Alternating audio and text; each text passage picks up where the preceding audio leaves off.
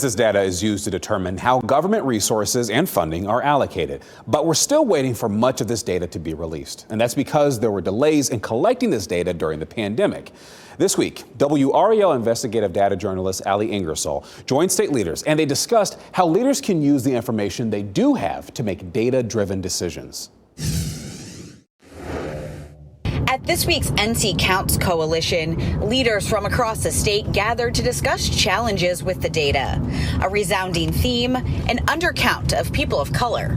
Our communities of color are really driving the growth in our state. North Carolina is the fourth fastest growing state in the nation after California, Texas, and Florida, according to the 2020 census.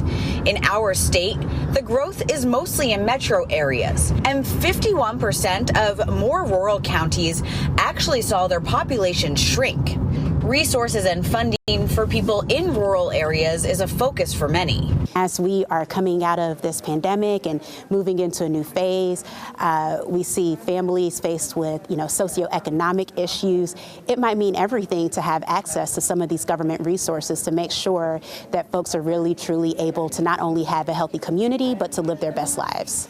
The pandemic, along with the political climate, created challenges in getting an accurate count of Americans, now leading organizers to feel concerned, since the census is a determining factor for how towns and counties get funding for things like schools and infrastructure. We need to make sure that the resources and the political power actually match the growth. Having those communities thrive helps all of North Carolina. The Census Bureau is accepting feedback on how to enhance the questionnaire for the 2030 survey so the government can get a clearer picture of what each community actually looks like.